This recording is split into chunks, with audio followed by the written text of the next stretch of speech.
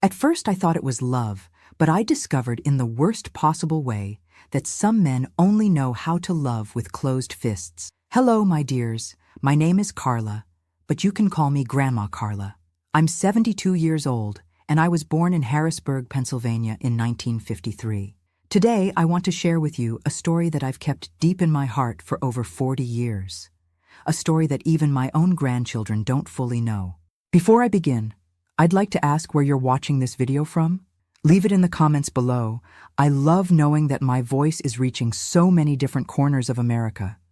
And if you could, please give this video a thumbs up and subscribe to the channel. It helps this old lady continue sharing her stories. Harrisburg in the 70s was quite different from what it is today. The cobblestone streets, the old houses with their large iron gates, the smell of the Susquehanna River. It was a city that breathed tradition, where everyone knew everyone, and where proper young ladies, as I was considered, had to follow very strict rules. I was an elementary school teacher back then, teaching at Lincoln Elementary. I loved my students, loved teaching. I was 25, with long black hair down to my waist, and they said I had the liveliest eyes in town. I'm not bragging, my dears, it's just that back then I really was full of life, full of dreams. I thought the world was at my feet. My mother, Mrs. Zulmira, was always telling me, "Carla, girl, you need to find a husband. An unmarried schoolteacher doesn't look good." That's how it was back then, you see. Women had to get married, have children, take care of the house. It didn't matter if you were happy doing other things. The path was already laid out for us. It was at a school fundraiser that I met Mark. My goodness, how handsome that man was. Tall, strong, with a well-trimmed mustache that was fashionable at the time, and a smile that seemed to light up the entire room. He had come from Philadelphia to work as a manager at the First National Bank that had just opened a new branch in Harrisburg. "Would you do me the honor of this dance?" he asked, extending his hand to me in the middle of the fundraiser. I felt my knees weaken. Just imagine, a man like that, so elegant, so well-spoken, wanting to dance with me. From that day on, Mark became the main topic in the teacher's lounge. "Carla, did you see how the bank manager only had eyes for you?" My colleagues commented, some with envy, others with genuine happiness for me. A week after the fundraiser, he appeared at the school door with a bouquet of daisies. To this day, I don't know how he discovered they were my favorite flowers. "Would you have dinner with me on Saturday, Miss Carla?" he asked, in front of everyone, making me blush to the roots of my hair. How could I say no? And to be honest with you, my dears, I didn't want to say no. That man had affected me in a way that no other had managed before. Our courtship was like a fairy tale. Mark was everything a girl could dream of at that time. Educated, gentlemanly, respectful. He opened the car door for me, pulled out my chair for me to sit in restaurants, brought me small gifts for no special reason. A book he had seen and thought of me.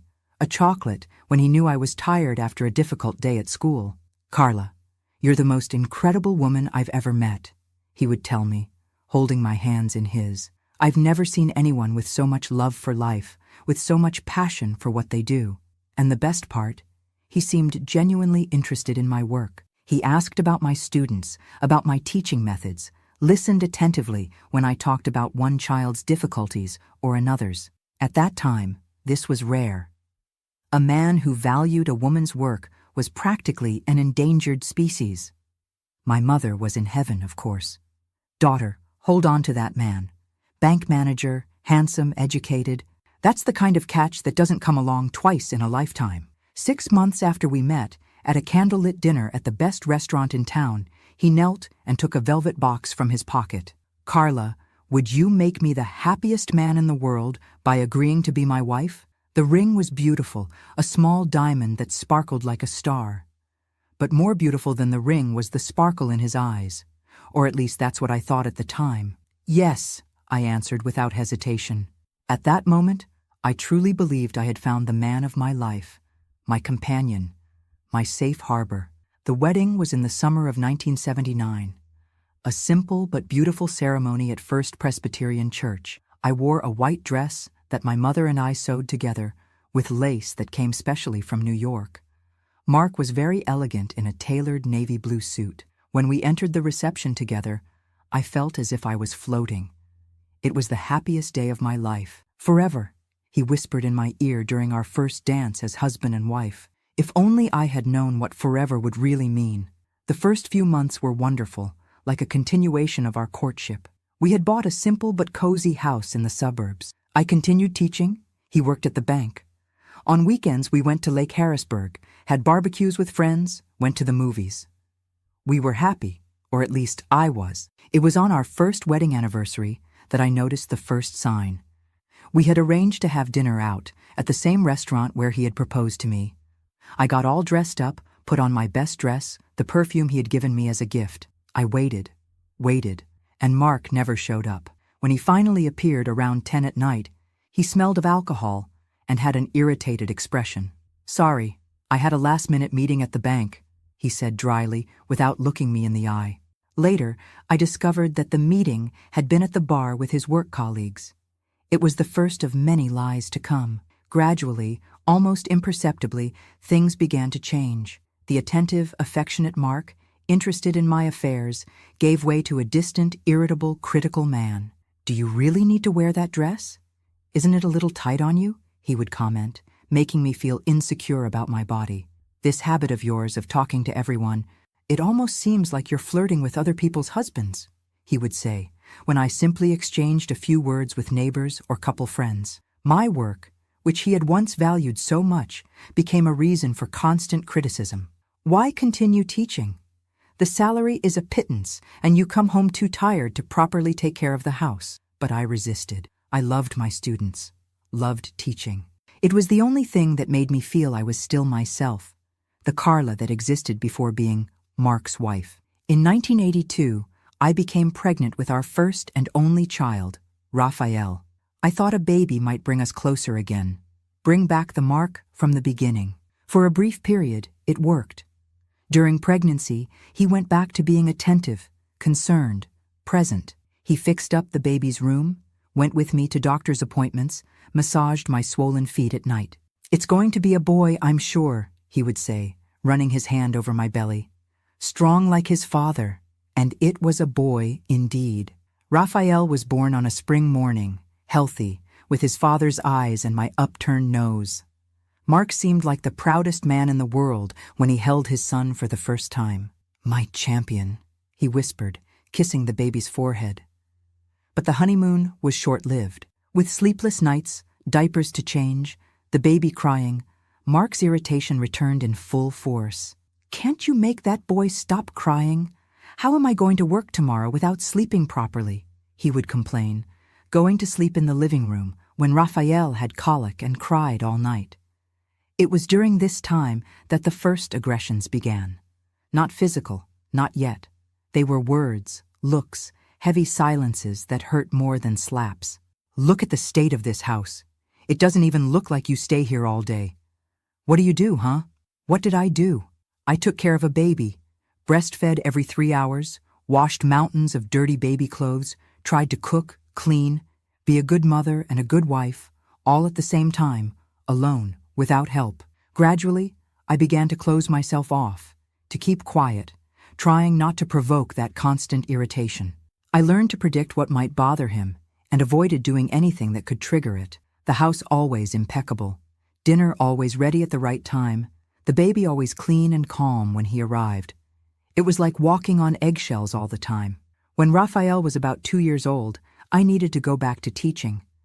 Mark's salary, although good, wasn't enough, or at least that's what he said. Later I discovered that a good part of the money went to alcohol, gambling, and, well, other women. Going back to the classroom was like breathing again after being submerged for a long time. Among the children, with my books and notebooks, I returned to being myself, not the frightened shadow I had become at home, but teacher Carla, confident, cheerful, respected. I think that's what he couldn't stand. Seeing that, outside the house, away from him, I could still be happy. The accusations of betrayal started soon after. For no reason at all, without the slightest evidence. "Who is he?" Mark would ask out of nowhere while we were having dinner. "The principal? Some student's father? Tell me, Carla, who is the man who's eating my food, sleeping in my bed?" "There's no one, Mark. I've never cheated on you. I would never cheat. But it didn't help. When suspicion enters a relationship, it's like a poison that contaminates everything. He began to show up unexpectedly at school, to follow me when I went out with friends, to go through my bag, to read my lesson planning notebooks looking for non-existent notes. And then, one night in 1986, the first physical aggression happened. I had gone to a parent-teacher meeting that extended beyond what was planned. When I got home, Mark was already waiting for me at the door, his face red with anger, his eyes bloodshot from alcohol. "Where were you, you slut?" he shouted, grabbing my arm so hard that it left purple marks. "At school, Mark! At the meeting! You knew about this!" "Liar!" he yelled. And then came the first slap, strong, unexpected, which made me fall to the floor of the living room. I stayed there, paralyzed by shock, feeling the metallic taste of blood in my mouth. I couldn't believe that was happening, that the man who had once promised me eternal love was now raising his hand against me. Raphael, 4 years old at the time, watched everything from the hallway, his little eyes wide with fear. This image, my son witnessing his father assaulting me, was what hurt the most. More than the slap, more than the cruel words. "Go to your room, my love," I managed to say to him, trying to smile so as not to frighten him even more. "Mom and Dad are just talking." After that first time, it was as if a barrier had been broken. The slaps became pushes, the pushes became punches, the punches became kicks, always followed by remorse, promises, vows of change. "Forgive me, my love, I don't know what came over me," he would say the next day, bringing flowers, chocolates, gifts. "It will never happen again, I swear on my life." And I believed him, or pretended to believe. Because what else could I do? It was the 80s, in a small town, with a young child to raise. Where would I go? How would I support myself? What would people say? I tried to ask for help a few times. To my mother first. "Marriage is just like that, daughter," she said, as if being beaten was a normal part of a wife's life. "Men have a strong temperament. We need to know how to work around it, not provoke it," to a friend from school later. "Oh, Carla, are you sure? Mark seems like such a good father, such a good husband. Aren't you exaggerating a little bit?" And finally, in a moment of desperation, to the police. "Look, ma'am, husband and wife fights. We don't get involved, you know," said Sergeant Johnson, Mark's fishing buddy. I became increasingly isolated. I lost friends, lost confidence, lost joy. I lived in a constant state of alertness, always expecting the next explosion, always trying to avoid the inevitable. It was only when Raphael was 12 that I found the courage. Not for myself. I had already accepted that this would be my life. But for him, because I realized I was raising a son in a toxic environment, teaching him that love and violence could go hand in hand, that it was normal for a man to hit a woman. One night, after another session of screaming and slapping because dinner wasn't the way Mark wanted, Raphael came into my room while I was crying, trying to hide my black eye with makeup. "Mom," he said, with a seriousness that no child should have, "we need to leave. Dad will end up killing you one day." It was like a slap, another one, but of reality. My son, my boy, seeing what I could no longer see, that I was in a relationship that could cost my life. That same week, while Mark was on a business trip, later I discovered he was with his mistress in Atlantic City, I packed our things, took the savings I had been hiding for years in a false bottom of the sock drawer, and fled with Raphael to my sister's house in Pittsburgh. The divorce was a war. Mark used all his power, his connections, his money, to make me look like a crazy woman, a negligent mother, an ungrateful wife. But I had evidence, photos of the bruises, witnesses to the verbal abuse, even a recording of one of his rage explosions that Raphael had made secretly with a tape recorder. After almost a year of legal battle, I got the divorce and custody of my son. Mark kept the house and almost all the assets, but I had my freedom. And that, my dears, was priceless. We started from scratch in Pittsburgh. I got a job at a public school, rented a small but cozy apartment, made new friends. Raphael, free from the toxic environment, flourished, started smiling again, playing, being a child. For 10 years, I had no news of Mark beyond what was necessary regarding issues related to Raphael. I heard, through mutual acquaintances, that he had remarried and divorced shortly after, that he continued at the bank, that he had been promoted, that he continued drinking. Gradually, the wounds healed. They didn't disappear. Some marks remain forever, but they stopped hurting constantly. I began to feel beautiful, intelligent, capable again. I began to believe that I deserved good things. In 2001, with Raphael already in college in Philadelphia, I decided to return to Harrisburg. The city had changed. I had changed. I wasn't afraid of running into Mark on the streets anymore. I heard he had moved to Florida years before. I missed the smell, the streets, the accent of my hometown. I bought a simple little house in the Highland neighborhood with a small garden where I planted roses of all colors. I retired as a teacher, but continued giving private lessons to children with learning difficulties. I had my group of friends, my activities at church, my organized and peaceful life. I was finally at peace, or so I thought.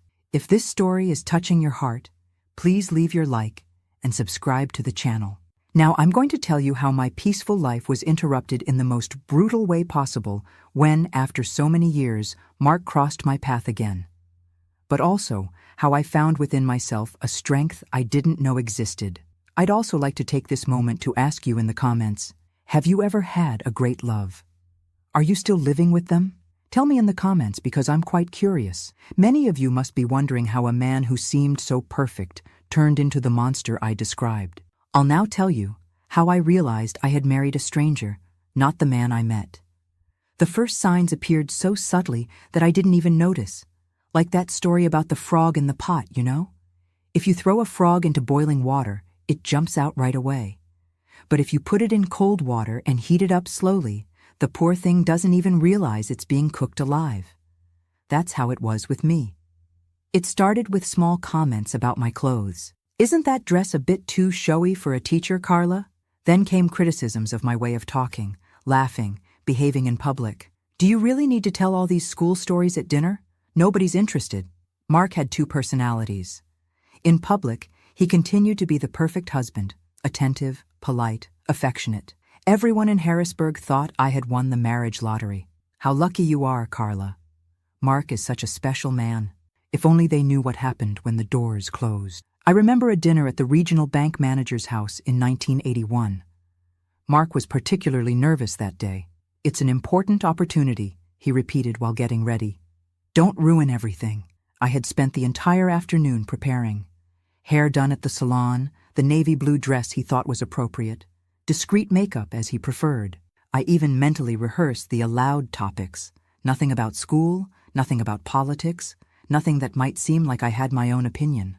During dinner, the regional manager, Mr. Patterson, a bald gentleman in his 50s, asked me about my work. I got a little animated and told him about a reading project I was developing with my students. Mr. Patterson seemed genuinely interested, asking questions, praising the initiative. On the way home, as soon as we got in the car, Mark exploded. You just can't keep your mouth shut, can you? Had to show off, showing that you're a teacher, that you have ideas, that you're intelligent. But he asked Mark, what did you want me to do? Be rude? The slap came so hard that my head hit the car window. I wanted you to be discreet, to let me shine. It was my night, my chance for promotion.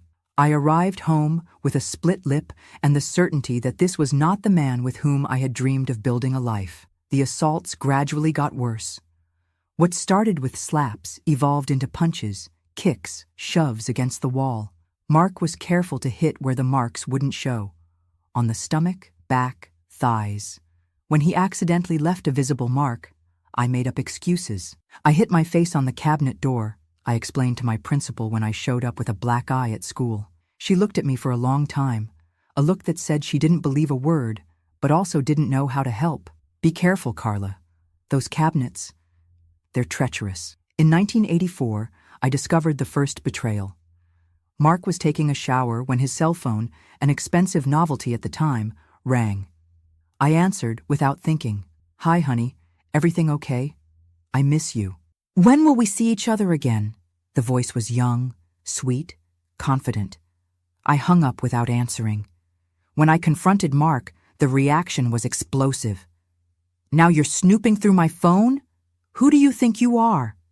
I'm your wife, and you're cheating on me." The beating that day was so violent that I couldn't go to work for a week. I told the school I had fallen down the stairs. Another lie to protect the monster who lived in my house. The betrayals became frequent. Different perfumes on his shirt, lipstick stains, motel charges on the credit card. And with each discovery of mine, his reaction became more violent. In 1987, I contracted a sexually transmitted disease. The doctor, embarrassed, explained to me that my husband would need treatment too. "Doctor, this can only come from sexual intercourse, right?" I asked, already knowing the answer. "Yes, Mrs. Carla. There is no other form of contagion." I arrived home determined to confront him once and for all. Raphael was at a friend's house. It was time to lay the cards on the table. "Mark, we need to talk. I went to the doctor today and—" I couldn't finish the sentence. He flew at me like a wild animal. "You slut! You've been cheating on me and still have the nerve to claim you're sick?" The beating that day left me unconscious. When I came to, I was on the kitchen floor, a trickle of blood running from my forehead. Mark was sitting at the table, calmly drinking. "Next time you make up a story like that, you won't wake up," he said, without even looking at me. I realized at that moment that he could really kill me. It wasn't just an empty threat. And worst of all, he would feel justified. I began to secretly plan my escape. I saved small amounts of money that I hid inside an oatmeal can in the kitchen cabinet. I separated important documents, photos, things I couldn't leave behind. I packed a small suitcase and hid it at the back of the closet, under old blankets. But I didn't have the courage to go. Not yet. The fear was greater than the desire for freedom. Fear of what he would do if he found me. Fear of the scandal. Fear of not being able to support my son alone. In 1989, Mark lost his job at the bank. I never knew exactly why. He said it was political persecution, but I heard from acquaintances that it had something to do with missing money and a young female client who threatened to sue the bank for harassment.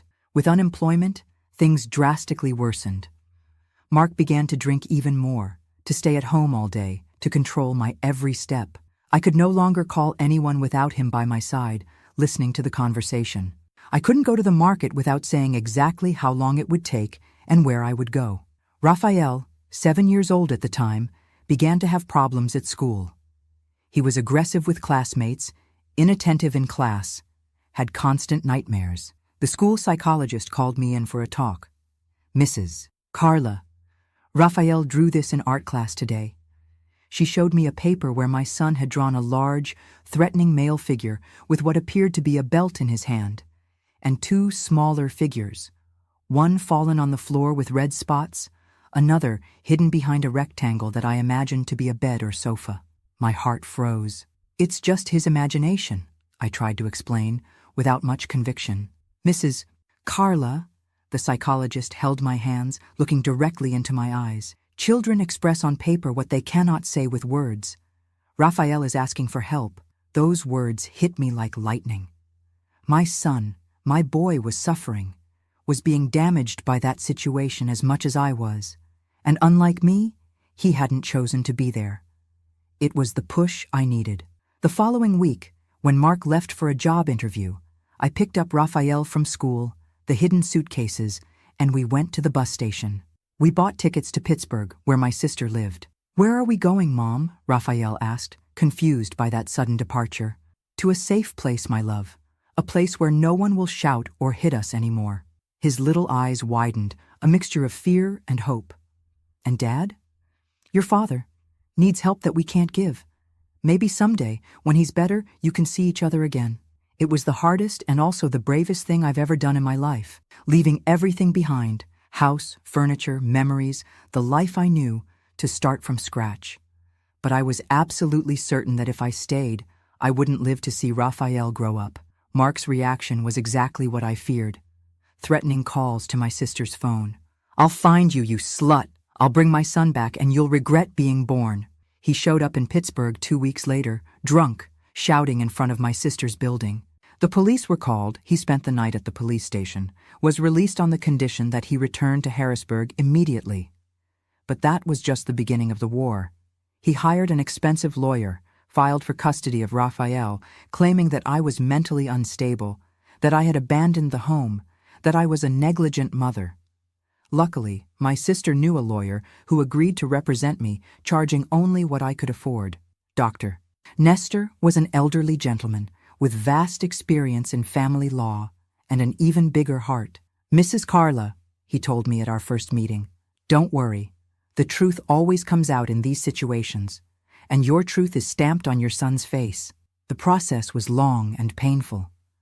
I had to relive every abuse, every humiliation, every mark. Raphael, at only 8 years old, had to speak with social workers, psychologists, the judge. It was an ordeal for all of us. But Dr. Nestor was right. The truth came out. Former neighbors testified to having heard screams, crying, sounds of aggression. Doctors confirmed old injuries consistent with domestic violence. The school psychologist presented the drawings and reports on Raphael's behavior. And most importantly, my son, with a courage that moved me, told his truth. "My father hit my mother almost every day," he told the judge, his voice trembling but firm. "I would hide under the bed, but I could still hear everything." In September 1990, we left the courthouse with custody granted to me. Mark would have the right to bi-weekly visits, always supervised by a social worker. He never showed up for any of them. For years, we had no more news of him, except for occasional rumors. That he had gone back to work in banking, but in a lower position. That he had remarried and divorced shortly after. That he was having health problems because of drinking. I rebuilt my life in Pittsburgh. I got a job as a teacher, made new friends, even started going out with a coworker. Nothing serious, just a coffee here, a movie there. I was learning to trust again, to smile without fear, to be myself. Raphael grew up strong, intelligent, kind, the opposite of his father in every way. On the rare occasions when we touched on the subject of Mark, he would say, "Mom, he taught me one important thing, the kind of man I never want to be." In 2001, with Raphael already in college in Philadelphia studying engineering, I decided it was time to return to my roots. Harrisburg had been the scene of my nightmare, but it was also my hometown, where I grew up, where I had good memories of childhood and youth. I bought a simple house in the Highland neighborhood, far from the house where we had lived with Mark. A place of my own, with a small garden where I planted roses of all colors, a luxury I could never have during the marriage, as he thought it was a waste of money.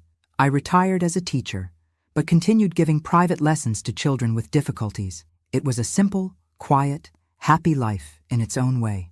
I had my friends, my crafts group at church, my plants, my books. I talked to Raphael almost daily on the phone, and he came to visit whenever he could. In 2003, I heard from an old acquaintance that Mark had returned to Harrisburg. He was sick, liver cirrhosis, a consequence of years of alcoholism, and had come to stay with an older brother who still lived in the city. I felt a strange mixture of emotions upon receiving the news. It wasn't hatred, nor fear. Perhaps a kind of distant pity, as if he were a character in a sad story I had read a long time ago. "Are you okay with that?" my friend asked, concerned. "I am," I answered, and it was true. This city is big enough for both of us. What I didn't know was that Harrisburg wouldn't be big enough to keep a distance from the man who had destroyed so many years of my life. And that even sick, aged, apparently defeated by life, Mark still harbored within himself the same monster as always, just waiting for the right moment to reappear. Starting over at 37 wasn't easy. I had only a suitcase of clothes, some hidden savings, and a traumatized son to raise. But when we arrived in Pittsburgh, at my sister Helen's house, I felt for the first time in years that I could breathe without fear. "Welcome to your new life," Helen said, as she opened the door to the small 2-bedroom apartment where she lived alone since her separation. Not many explanations were necessary. She had always suspected something was wrong in my marriage, even with all my skill at hiding the marks and forcing smiles. The apartment was cramped for 3 people, but it seemed like a palace compared to the house of horrors where I lived with Mark. There were no shouts, no doors slamming, no sound of heavy footsteps announcing danger, just the comforting silence of peace. Raphael slept with me in the guest room. In the first few weeks, he woke up screaming almost every night. "He's going to find us, Mom. He's going to take us back." I hugged him tightly, feeling his small heart racing against my chest. "We're safe now, my love. No one is going to hurt us anymore." It was a promise I wasn't sure I could keep, but I repeated it with all the conviction I could muster. Pittsburgh was a university town, vibrant, full of opportunities. Helen worked as a nurse at the university hospital, and through her contacts, I got an interview for a substitute teacher position at a public school. I remember how nervous I felt that morning. I carefully chose my only interview outfit, a navy blue skirt and a simple white blouse that I had brought in the suitcase. Helen lent me a pair of shoes and a discreet necklace. "You're going to nail it," she said, as I looked at myself in the mirror, trying to recognize the woman staring back at me. She was no longer the confident young woman from before the marriage, nor the frightened shadow of the last years with Mark. She was someone in between, trying to rebuild herself. The school principal, Mrs. Jenkins, was a lady in her 60s, gray hair pulled back in a severe bun, thick framed glasses on the tip of her nose. She analyzed my resume for long minutes while I tried to control the trembling in my hands. 10 years of experience in Harrisburg. Good references, she murmured, without raising her eyes from the paper. "Why did you leave there, Miss Carla?" The question I feared. I had rehearsed various answers the night before, all avoiding the complete truth. Family matters. Needed a change. Came to accompany my sister. But sitting there, before that woman who seemed to see through my rehearsed words, I decided to risk the truth. I fled from an abusive marriage, Mrs. Jenkins. My ex-husband had been abusing me for years. I left with just my son and what fit in a suitcase. I'm starting from scratch. She slowly removed her glasses, her eyes now fixed on mine. For a moment, I thought I had made a terrible mistake, that she would judge me unstable, problematic, a bad influence on the students. "My dear," she finally said, her voice softening in a way that didn't match her austere appearance. "You're not starting from scratch. You're starting with 10 years of experience, with your courage, with your ability to protect your son. That's worth more than any diploma." I started working the following week.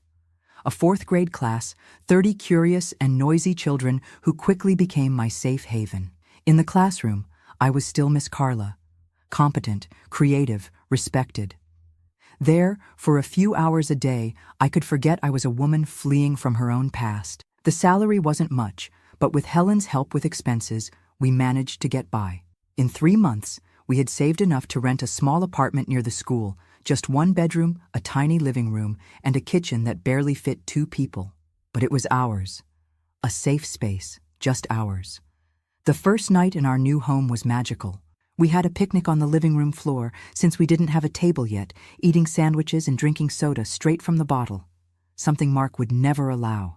"We're on an adventure, aren't we, Mom?"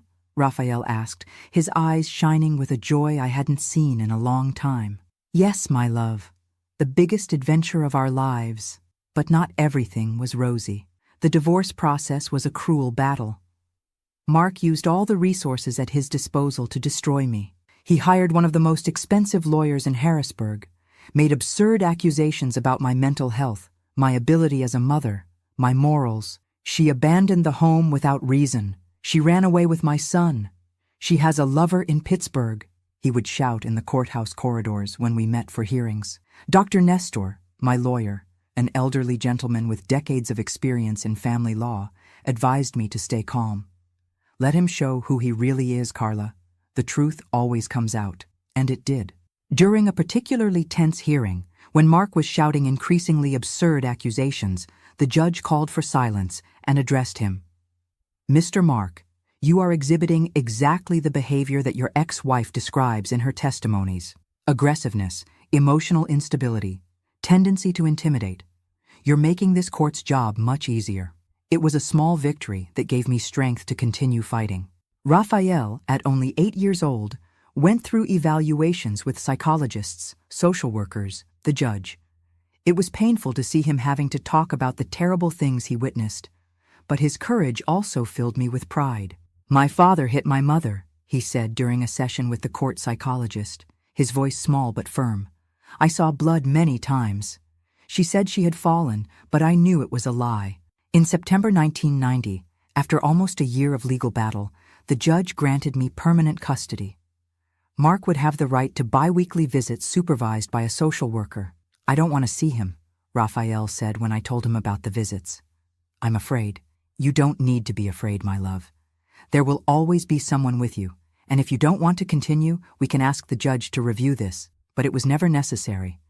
Mark didn't show up for any of the scheduled visits. It seemed that once he could no longer control me, he lost interest in his own son. The following years were ones of reconstruction. Slow, sometimes painful, but steady. From substitute teacher, I became permanent. We rented a larger apartment in a better neighborhood. I managed to buy a used car, a freedom I never had during the marriage, since Mark wouldn't allow me to drive. "It's too dangerous for women," he would say. But in truth, it was just another way to keep me dependent, isolated. Raphael adapted well to the new school, made friends, started practicing martial arts, something that helped him a lot to channel the anger and fear he still carried inside. Gradually, the nightmares diminished, the frightened expression giving way to more frequent smiles. I was healing too. I started therapy, a luxury I paid for with sacrifice, but which was essential for my recovery. Gradually, I began to understand the mechanisms of abuse, how I had fallen into that trap, how I could avoid repeating the pattern.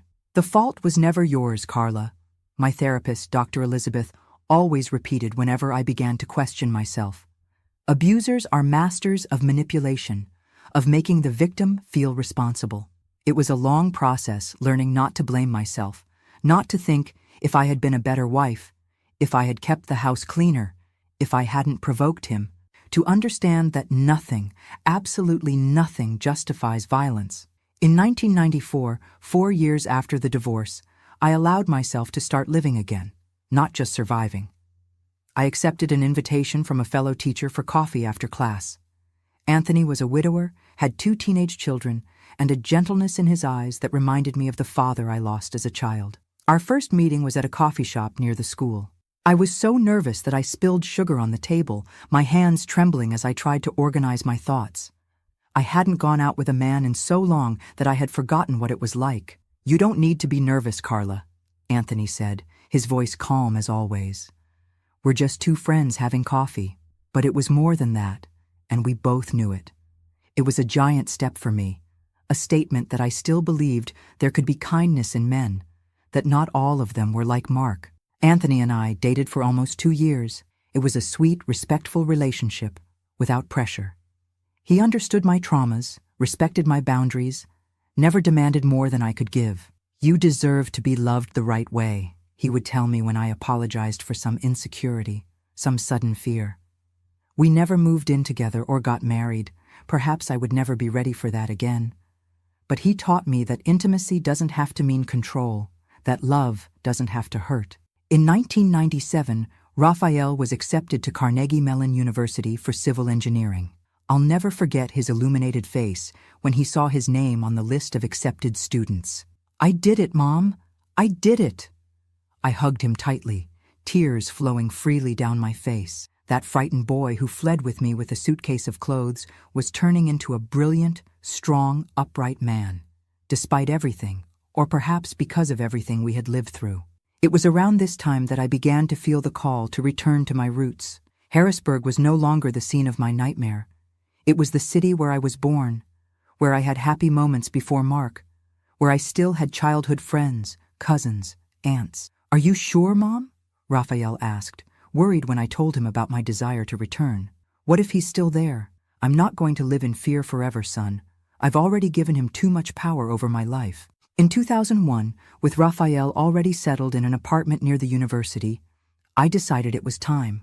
I made arrangements for my early retirement as a teacher. The years of contribution in Harrisburg, plus the years in Pittsburgh, guaranteed me this right. Anthony and I said goodbye with affection and the promise to keep in touch. His children were already on their way in life, and he was planning to move to the coast soon to fulfill the dream of a bed and breakfast by the sea. "You'll be fine, Carla," he told me at our last meeting. "You're the strongest woman I've ever met." I returned to Harrisburg on a spring day in 2001. The characteristic smell of the city, a mixture of the Susquehanna River with the sweet scent of the chocolate factory, hit me as soon as I got off the bus. It was as if time had stood still in many ways. With my small savings and the money from selling the car, I managed to buy a simple house in the Highland neighborhood, far from the area where I lived with Mark, where I could truly start from zero. The house needed renovations, but it had a sunny backyard where I started planting a garden, something I always wanted and never could have during the marriage. Roses, sunflowers, lavender, herbs for tea. My own little paradise. I started giving private lessons to supplement my retirement.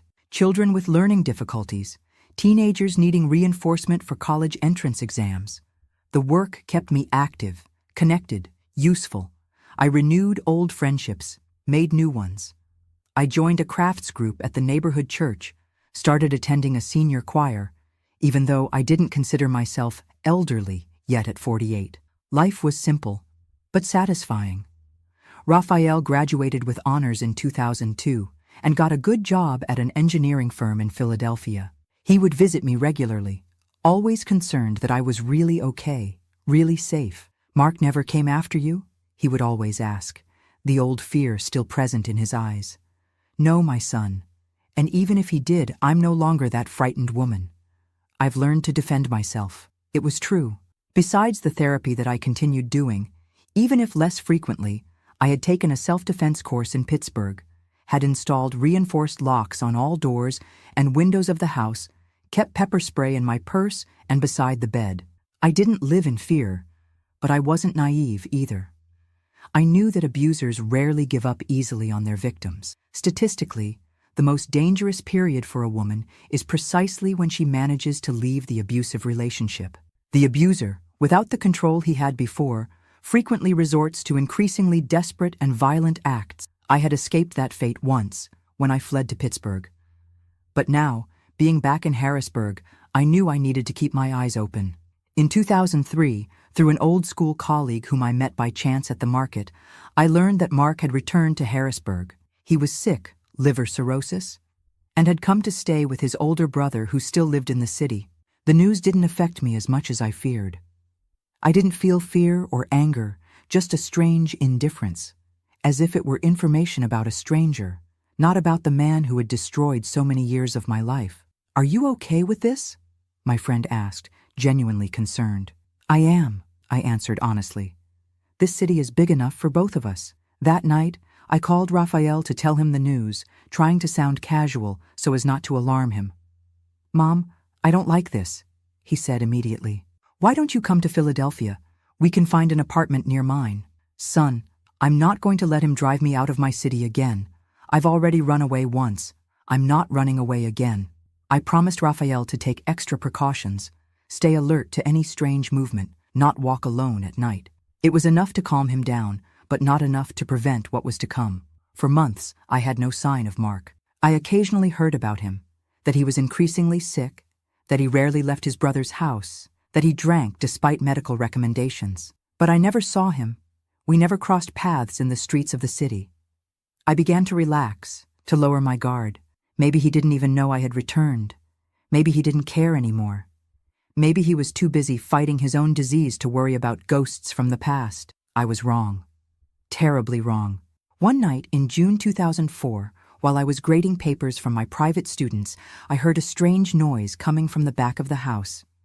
I thought it might be some cat in the yard. I had started feeding a stray that appeared regularly. "Kitty?" I called, opening the kitchen door that led to the yard. "Is that you, little one?" Darkness greeted me. The yard was silent, except for the soft rustling of the rose leaves in the wind. I shrugged and went back inside, locking the door behind me. I didn't realize that by opening that door, I had sealed my fate. I didn't realize that eyes were watching me from the shadows. Eyes I knew very well, eyes that I once thought were the window to the soul of the man I loved, but that had long since become the entrance to my worst nightmare. Mark had found me, and he wasn't ready to leave me in peace. I finished grading my students' work around 10 at night.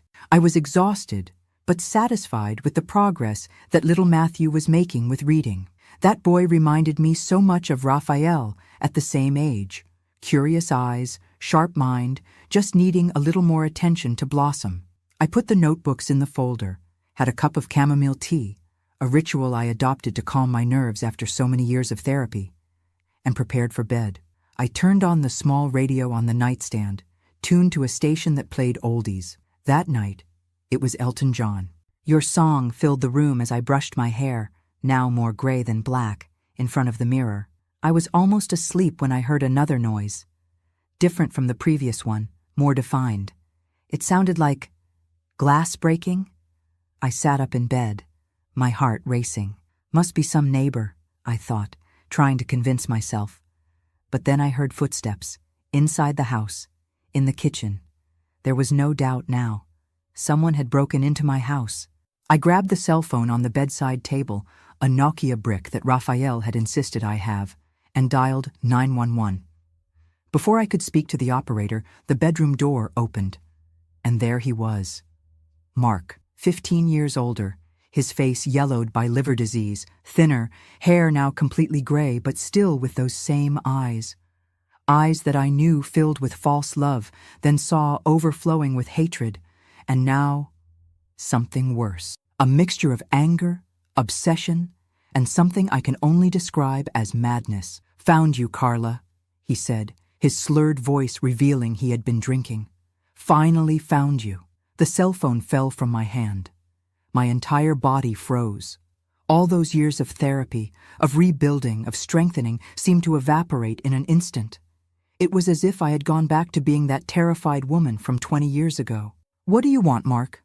I managed to ask, trying to buy time, trying to think of a way out. "It's late. I'm tired." He laughed, a dry laugh without humor. "What do I want? What do I want?" he repeated, advancing a few steps. "I want you to pay for what you did to me." "What did I do to you?" I asked, genuinely confused. "You ruined my life," he shouted, punching the wall beside him. "You humiliated me, made me lose my son, my job, my respect." The inversion was so absurd that for a moment I almost laughed. It was so typical of abusers to blame their victims, to transform themselves into martyrs in their own distorted narrative. "You ruined your own life, Mark," I replied, finding courage from I don't know where. "With your choices, your violence, your alcoholism." It was the wrong thing to say. His face contorted with rage, and he lunged at me. I tried to run, but the bedroom was small. There was nowhere to go. He grabbed me by the arms, his fingers digging into my flesh with enough force to leave marks. "You're going to listen to me now, you slut. You're going to hear everything I've kept inside for 15 years. The smell of alcohol on his breath was nauseating, mixed with the characteristic odor of the disease consuming him. I tried to break free, but he was still much stronger than me, despite his age and deteriorated health. "Let me go, Mark. I already called the police. They're on their way," I lied, trying to scare him. He laughed again. "The police? You still think they're going to help you? You never learned, did you?" With a sudden movement, he threw me onto the bed. I fell on my back, the air escaping from my lungs with the impact. Before I could catch my breath, he was on top of me, one hand squeezing my throat, the other tearing my nightgown. "I'm going to teach you a lesson you'll never forget," he growled, his face so close to mine that I felt drops of saliva spraying on my face. At that moment, something broke inside me. Not out of fear, but out of anger. Anger for everything he had done to me. Anger for all the stolen years. Anger because he thought he still had the right to touch me, to hurt me. "No!" I shouted, gathering all the strength I had in my body. "Never again!" I managed to raise my knee forcefully, hitting him between the legs. He howled in pain, loosening his grip on my neck. It was enough for me to wriggle free, rolling to the side of the bed. But he recovered quickly. He grabbed my ankle when I tried to run to the door, pulling me back. I fell to the floor, hitting my chin hard. The metallic taste of blood filled my mouth. "You're going to pay for that, you cow!" he shouted, dragging me across the floor as if I were a sack of potatoes. I fought like I had never fought before. I kicked, scratched, bit. I managed to hit his face with my nails, leaving 3 red streaks on his yellowed cheek. This only enraged him more. He slapped me so hard I saw stars, then another, and another. My face burned, my ears were ringing. I tasted blood mixed with tears. "You are mine," he continued shouting between blows. You've always been mine. No one else can have you. I don't know how long that hell lasted. Minutes? Hours? Time seemed to have lost meaning. Each blow, each insult, each violation was an eternity of pain. At some point, I stopped fighting. Not out of surrender, but strategy. The more I resisted, the more violent he became. Maybe if I pretended submission, he would lower his guard. "Please, Mark," I begged, my voice broken by crying. "You're hurting me." "It's supposed to hurt," he replied. But the tone had changed. There was a sick satisfaction now, as if my suffering was exactly what he wanted. He lifted me from the floor by my hair, dragging me back to the bed. I was semi-conscious from pain, but my mind was working frantically. I knew what would come next. I knew that, if I allowed it, it would be like going back 20 years in time, losing everything I had rebuilt with so much effort. "Let's see if you're still good for something," he said, beginning to unbuckle his belt. It was at that moment that I saw the opportunity. On the bedside table, within my reach, was the heavy ceramic lamp that I had bought at a church craft fair. With him distracted with his own belt, I extended my hand and grabbed the lamp. I didn't think twice. With all the strength I could gather, I hit his head. The impact was so strong that the lamp broke, ceramic shards flying across the room. Mark staggered backward, dazed, blood flowing from a cut on his forehead. For a moment, I thought I had succeeded, that he would fall and I could escape. But he recovered too quickly. With an animalistic roar, he lunged at me again. This time, there was nothing within my reach to use as a weapon. I tried to roll away, but he grabbed my arm, twisting it behind my back with such force that I felt something snap in my shoulder. The pain was excruciating, tearing a scream from the depths of my throat. It was as if my entire arm was on fire. He had dislocated my shoulder.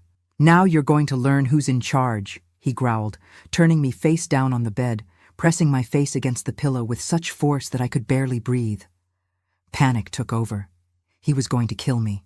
After everything, after all the struggle, all the rebuilding, I was going to die at the hands of the same man who had already stolen so many years of my life. No, I couldn't allow it. With my good arm, I desperately felt around, looking for anything I could use as a weapon. My fingers touched something cold, metallic. The scissors I used to cut paper, which I had left on the bedside table after preparing material for a student. I grabbed the scissors, hiding them in the palm of my hand. I needed a moment, just one moment of distraction from him. It came when the phone in the living room started to ring. The shrill sound broke the air, making Mark slightly loosen the pressure on my neck, turning his head toward the noise. It was all I needed. With a quick movement, I turned my body and plunged the scissors into his chest with all the strength I had. The shock in his eyes is something I'll never forget. It wasn't pain, not yet. It was surprise, pure and complete surprise that I, his victim for so many years, had dared to fight back. He staggered backward, looking at the scissors buried to the handle between his ribs, blood beginning to soak his shirt. "You cow," he muttered, his voice already weak, his legs giving way under his weight. He fell to his knees first, then collapsed to the side on the bedroom floor. The blood began to form a pool around him, dark against the wooden floor. I remained paralyzed for a few seconds, unable to believe what had just happened. Then, survival instinct took over. Ignoring the excruciating pain in my dislocated arm, I crawled out of bed, picked up the cell phone that had fallen on the floor, and dialed 911 again. "Emergency," answered a female voice on the other end. "I need help," I managed to say, my voice trembling uncontrollably. "My ex-husband broke into my house. He attacked me. I stabbed him. There's a lot of blood." I gave my address between sobs, and the operator assured me that police and an ambulance were on their way. "Stay on the line with me, ma'am. Don't hang up." I looked at Mark lying on the floor. His eyes were open, fixed on me, but the gleam of hatred had disappeared. He seemed empty. His breathing was shallow, spaced out. Part of me wanted to help him, staunch the bleeding, do something. After all, despite everything, he was the father of my son. We had shared a life, even if filled with pain. But another part, the part that had fought for decades to survive, to rebuild, knew that approaching him would be risking my own life. Even wounded, even dying, he was still dangerous.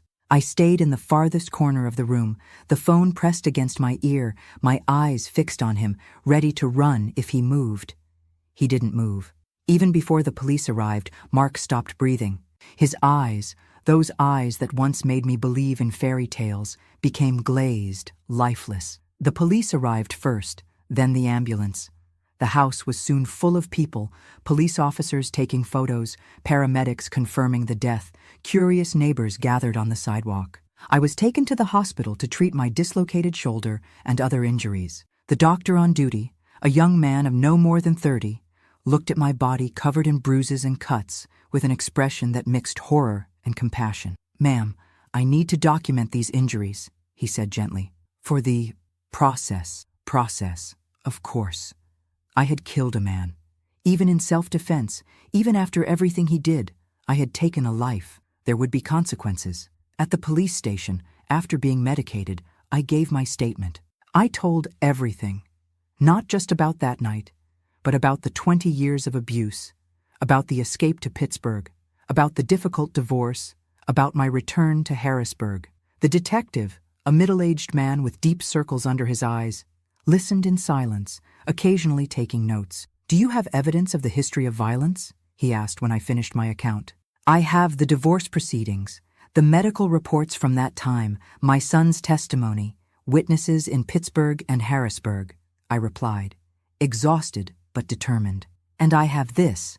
I pointed to my body marked again by that man who swore to love me. I was released the following morning, after paying bail. The case would be investigated. There would be a trial. But the detective made it clear that everything indicated self-defense. As I left the police station, I found Raphael waiting for me. He had driven all night from Philadelphia after receiving the call from the police. "Mom," he shouted when he saw me, running to hug me carefully, aware of my injuries. "My God, look what he did to you." I hugged him with my good arm, the tears finally escaping after hours of emotional shock. "It's all okay now, son. All okay." But it wasn't, not really.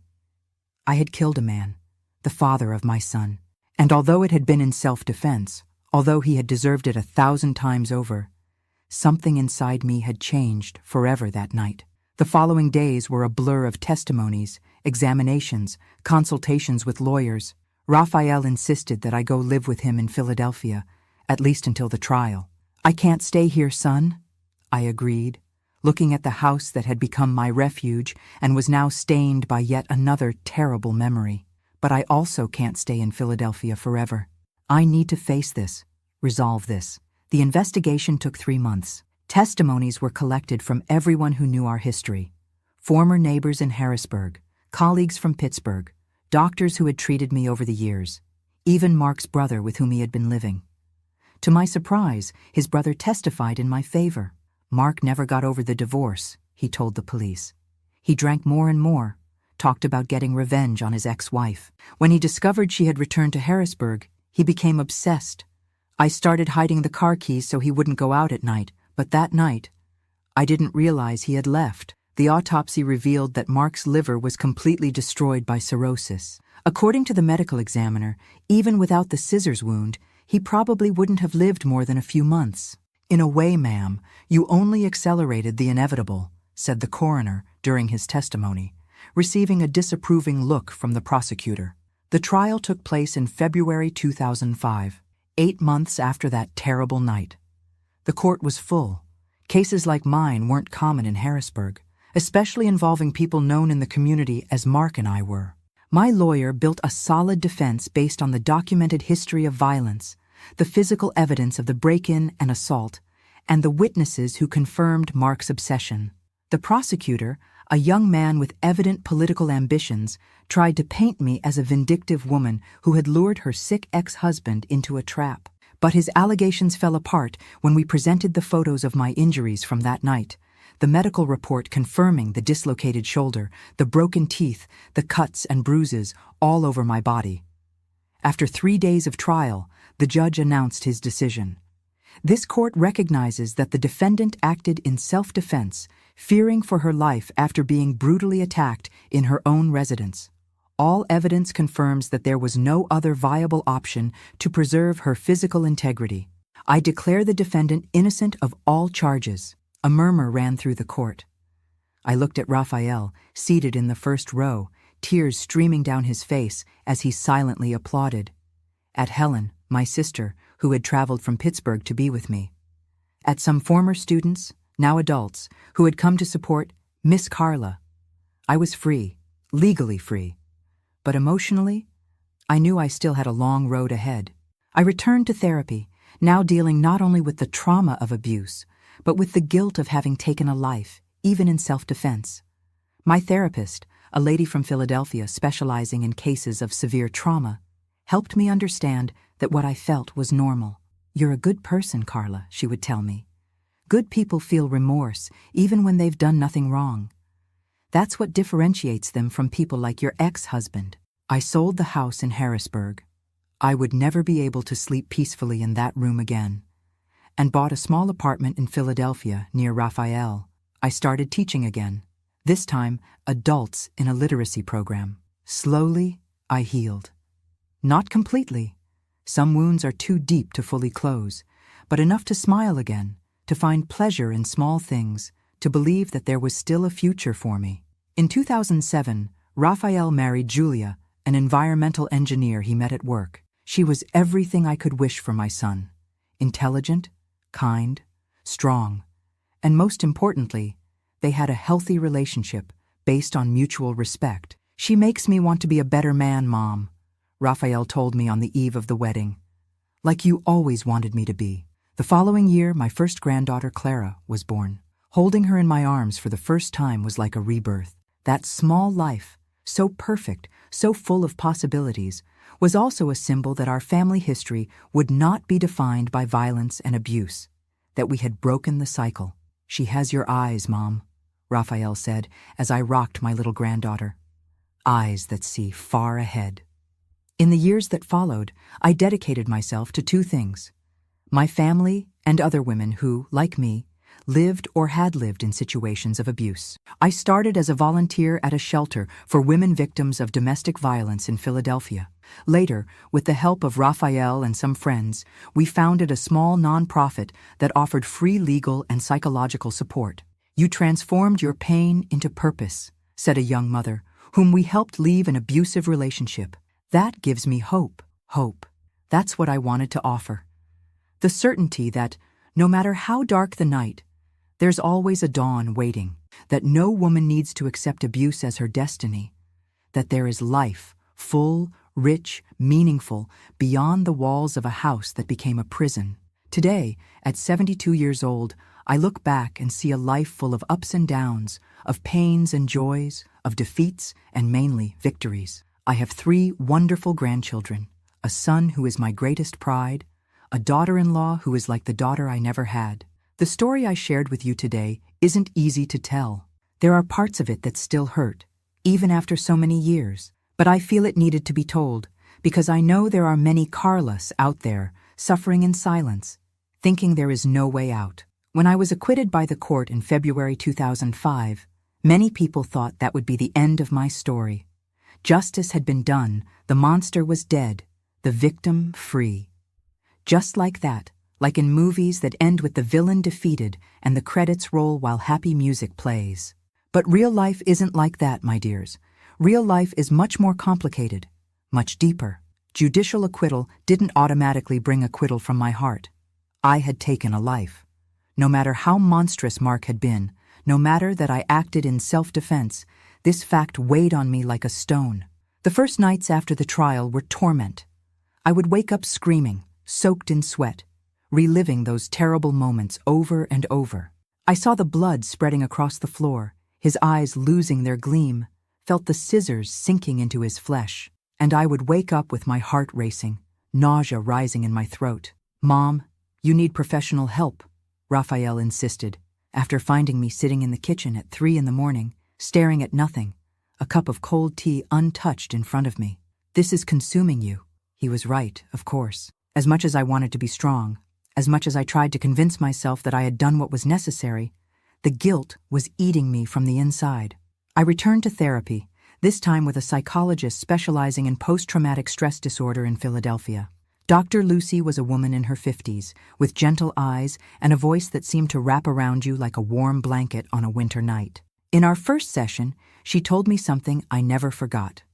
Carla, feeling guilty for taking a life, even in self-defense, isn't weakness. It's humanity. It would be much more concerning if you felt nothing. For months, we worked on old and new traumas, Mark's abuses throughout the marriage, the escape to Pittsburgh, the return to Harrisburg, and finally, that fateful night. You didn't want to kill him, she would constantly remind me. You wanted to survive. There's a fundamental difference. It was a slow, painful, but necessary process. Like cleaning an infected wound, it hurts terribly at the moment, but it's the only path to true healing. I sold the house in Harrisburg, of course. I would never be able to sleep peacefully in that room again. Every corner held memories that I needed to leave behind. With the money from the sale, I bought a small apartment in Philadelphia, near Raphael. It wasn't big or luxurious, but it was mine. A safe space, without ghosts. One afternoon, while arranging moving boxes, I found an old photo album. Photos of my wedding to Mark, of the first years together, of baby Raphael in his father's arms. It was like opening a box of poisoned memories. Sitting on the floor of the empty living room, I flipped through those pages with a lump in my throat. We were so young, so full of dreams. In some photos, he smiled at me with what seemed to be genuine love. How could everything have gone so wrong? When exactly did that loving smile transform into the mask of hatred I saw for the last time? I thought about burning the album, destroying all those memories, but something stopped me. Those photos were part of my history, no matter how painful it was. Denying the past would be denying a part of myself. I put the album in a box at the back of the closet. Maybe one day I could look at it without feeling that mixture of pain, anger, and pity. Maybe one day. In the months that followed, I tried to rebuild my life once more. At 52, I felt strangely like a teenager, insecure, searching for my place in the world, learning to live again. Philadelphia was a big, anonymous city, so different from Harrisburg, where everyone knew my name and my story. I started teaching in an adult literacy program. It was initially volunteer work, just to occupy my mind and feel useful again. But it soon became much more than that. It became a passion, a purpose. My students were people like me in many ways. They had faced adversities, carried invisible scars, were trying to start over. There was Mrs. Johnson, a 68-year-old lady who had raised 6 children alone and never had the chance to study. Mr. Wilson, who had worked in construction since he was 12 and hid from his colleagues that he couldn't read. Sheila, a victim of domestic violence who had fled from her husband with 3 small children. Each story I heard was a mirror where I saw reflections of my own journey. And each small victory of theirs, the first word read alone, signing their own name without help, self-confidence slowly growing, was also my victory. You're different from other teachers, Sheila told me one day after class. We feel like you understand, you know? That you've been through bad things too. I smiled, holding her calloused hands between mine. Pain only makes sense if we transform it into something good, Sheila. If it helps other people. It was at that moment, in that simple conversation with a student, that I had an epiphany. The true revenge against Mark, against everything he represented, wouldn't be hatred, not even his death. It would be transforming the suffering he caused me into strength to help other women. The next day, I sought out a shelter for women victims of domestic violence in Philadelphia. I offered myself as a volunteer, to teach, to listen, to simply be present. The coordinator, a middle-aged social worker named Regina, listened to my story attentively. Your testimony would be invaluable for our women, Carla, she said at the end, showing that there is life after abuse, that it's possible to rebuild, to start over. That's worth more than 1,000 theoretical lectures. I started slowly, just a few hours a week. I helped with practical tasks, organizing donations, assisting with activities for the children, teaching basic notions of financial management for women who, like me once, needed to learn to live on their own after years of dependency. Gradually, I opened up, sharing parts of my story when I felt it could help. Not as an emotional dump, but as an extended hand. And I understand, I've been where you are. In 2006, Raphael surprised me with a proposal. Mom, I've been thinking, what do you think about formalizing this work you've been doing? Creating a nonprofit, something structured to help more women? My son, always so practical, had already researched everything. The legal procedures, the costs, the possibilities for partnerships. Julia, his girlfriend at the time, now my dear daughter-in-law, worked at a company that had funds for social projects and could be a first sponsor. Son, I don't know if I have the capacity for something so big, I confessed, genuinely frightened by the dimension of the project. Mom, he held my hands, looking me in the eyes with that mixture of affection and determination that always reminded me of his maternal grandfather. You've already done much more difficult things in life. This would just be formalizing what you already do naturally. And thus was born Project New Beginning, a small nonprofit dedicated to offering free legal, psychological, and educational support for women victims of domestic violence. We started small, me, Raphael, Julia, and 2 friends I made in volunteer work. Our first headquarters was a tiny room lent by a church in downtown Philadelphia. Our first official case was Mariana, 28 years old, 3 small children, married for 10 years to a man who regularly beat her. When I met her, she was wearing sunglasses to hide her black eye and long sleeves in the January heat to cover her marked arms. I can't leave him, were her first words. I have nowhere to go. I have no way to support my children. I don't know how to do anything. They were words I knew well, the same ones I repeated to myself for years, the invisible chains that kept me tied to Mark for so long. Mariana, I replied, I'm going to tell you a story, my story. In the weeks that followed, we worked together on her case. A lawyer friend of Raphael's handled the separation process pro bono. A volunteer psychologist attended to Mariana and the children. I helped her prepare a resume, train for job interviews, recover the confidence that abuse had shattered. 2 months later, she was in a small but safe apartment with a part-time job that allowed her to care for her children and, most importantly, free. Free from fear, free from violence, free to start over. You saved my life, she told me, hugging me the day she moved. No, Mariana, I gently corrected. You saved your own life. I just showed you it was possible. The success of Mariana's case brought others. One by one, women began to seek us out, often brought by friends we had already helped. Each story was unique. Each situation required a different approach. But the core was always the same. Women trapped in abusive relationships by fear, financial dependence, children, shame, or the terrible combination of all these factors. The project grew organically. In 2007, we secured a larger headquarters, permanent staff, partnerships with companies and public agencies. Raphael, trained in engineering but with a natural talent for administration, took care of the financial and structural part. I was the heart of the operation, the bridge between the women we helped and the services we offered. It was in that same year that Raphael and Julia got married. Seeing my son walking to the altar, an upright, respectful, gentle man, the opposite of his father in every way, was one of the greatest joys of my life. You did it, Mom. Helen, my sister, whispered during the ceremony, squeezing my hand. You broke the cycle. Those words meant more to me than any compliment I had ever received, because my greatest fear, during all those years of abuse, was that Raphael would repeat the pattern, that the violence he witnessed in childhood would mark him irreparably. Seeing him there, vowing love and respect to a strong and independent woman, was confirmation that we had won. Really won. In 2008, my first granddaughter, Clara, was born.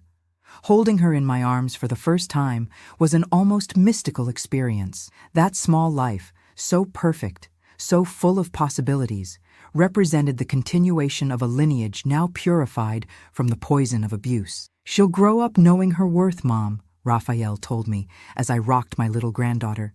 She'll never accept less than respect and true love. As you taught me. The following years were of constant growth, both for the project and for me personally.